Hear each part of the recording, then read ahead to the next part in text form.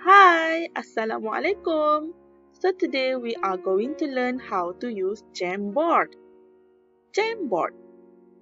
Baiklah, untuk pergi ke laman Jamboard, kamu perlu klik link yang teacher berikan di dalam WhatsApp. Kemudian kamu akan dibawa ke laman sesawang Jamboard. Baiklah, pertama sekali kamu akan nampak kelas 3 maju. Kemudian kamu akan nampak papan Jamboard teacher yang diberi nama Teacher Anis. Kemudian di atas ini ada beberapa lagi butang yang boleh diklik. Contohnya yang tengah ni, butang 1 hingga 15. Ini menunjukkan jumlah pengguna Jamboard yang teacher telah setkan untuk kamu. Contoh, sebelah ni ada Naufal, kemudian kita ada Umar, Alia, Rizky, Nafisa, Zafran dan ramai lagi. Sampailah Daniel, okey? Semua orang ada satu papan Jamboard. Baiklah, kita patah balik ke muka surat yang pertama. Okey, how do we use Jamboard? Macam mana kita nak guna? Pertama sekali, kamu perlu tahu apa fungsi butang-butang di atas dan di tepi. Baiklah, butang yang pertama yang anak panah ke belakang ni merupakan butang patah balik atau butang undo. Kemudian kita ada butang redo atau buat semula. Kemudian kita ada butang zoom. Kita boleh zoom kita punya papan Jamboard ni seperti ini. Contohnya nak zoom 100%. Ni besar sangat dah ni. Kita jadikan dia fit. Okey. Kemudian kita boleh gunakan fungsi set background atau kita nak ubah gambar latar. Contohnya kalau kamu suka gambar dot, boleh gunakan dot dan gambar belakang ni akan berubah menjadi dot. Tapi teacher suka gambar yang letak tadi tu, jadi teacher tukar balik macam petak. Okey? Baiklah. Clear frame, ni kalau boleh janganlah tekan sebab nanti kalau kamu tekan semua hilang. Okey? Contohnya macam ni. Hilang semua. Kalau hilang semua, jangan panik. Kita tekan balik butang patah balik ni. Butang undo. Tada! Keluarlah balik semua yang kita dah buat. Baiklah, kemudian kita ada butang open on Jamboard. Yang ini kalau kamu ada apps Jamboard, bolehlah gunakan open on Jamboard. Kalau tak ada, kita abaikan je lah butang ni ya. Kemudian mari kita tengok fungsi di sebelah kiri.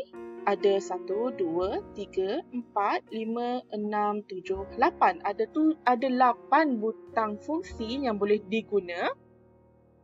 Yang pertama adalah pen. Fungsinya adalah untuk kita buat free handwriting. Kamu boleh pilih warna seperti yang di sini. Teacher ambil warna hitam. Dan kamu bolehlah mula menulis apa-apa yang kamu nak tulis. Baik. Kemudian, alamak, macam tak cantik je. Jangan risau, kita boleh padam dengan menggunakan butang erase. Tekan butang erase, kemudian kita padam lukisan atau handwriting yang kita buat tadi. Padam habis-habis. Okey, kemudian kita gunakan fungsi yang ketiga iaitu select untuk kita pilih apa-apa elemen yang ada di atas Jamboard. Contohnya, teacher nak pilih yang ini. Jadi, akan muncullah kotak biru ni menandakan yang kita dah pilih elemen ini. Kalau sini pun boleh juga. Nak klik yang ini pun boleh juga. Atau kita nak pilih sticky note pun boleh juga. Baiklah, seterusnya adalah sticky note. Ia digunakan untuk kamu menampal nota. Contohnya,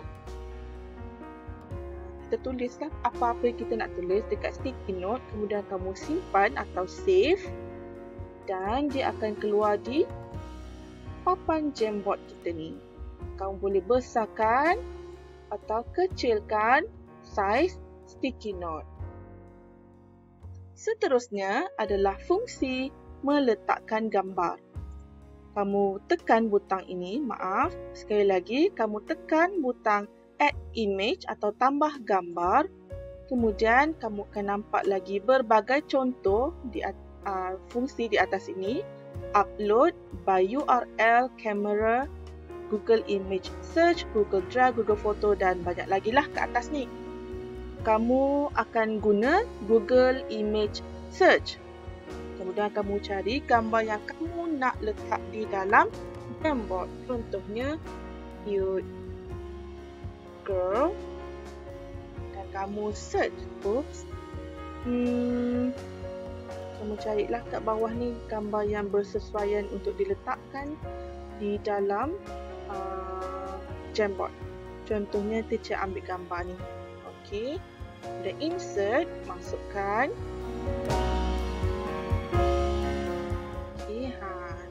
Tada, dah keluarlah gambar yang kita ambil di dalam Google Image Search tadi. Kemudian, kita ada fungsi bentuk. Kita boleh gunakan untuk meletakkan berbagai jenis bentuk. Contohnya, anak panah. Kamu pilih anak panah, kemudian buat bentuk anak panah di sini.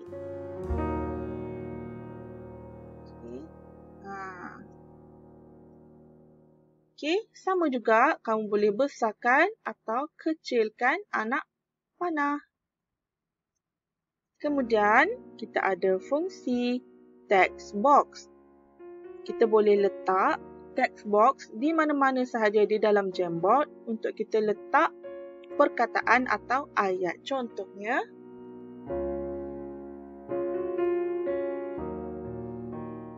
seperti ini, nama saya Anis. Kemudian kamu boleh besarkan atau kecilkan saiz perkataan. Okey. Dan yang terakhir kita ada fungsi laser. Laser ni tak ada apa-apa pun. Kamu boleh gunakan fungsi ni untuk menunjukkan item atau elemen di dalam Jamboard. Contoh, tekan laser, kemudian kamu tekan di atas Jamboard. Lukiskan seperti ini. Nampak tak dia hilang? Dia ada tapi dia akan hilang balik. Macam itulah. Itu je, tak ada apa-apa pun. Okey, macam mana kalau kita nak padam semua ni? Apa yang kamu perlu buat adalah menggunakan select atau pilih ni yang ada anak panah ni.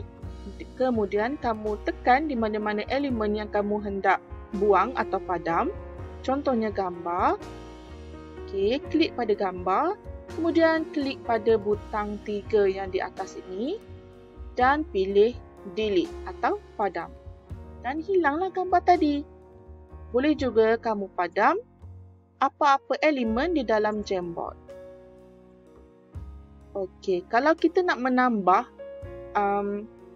bentuk, kita juga boleh menggunakan fungsi yang butang 3 titik ni dan gunakan fungsi duplicate atau kita dalam bahasa Melayu apa ya duplicate? Tambah. Baiklah, tekan je lah yang atas ni, okey? Tengok, dia akan ada 2 bentuk yang sama. Boleh juga buat lagi, duplicate lagi. Dia akan ada banyak lagi. Okey?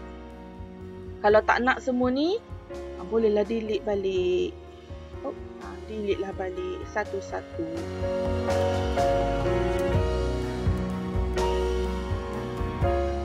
Okey.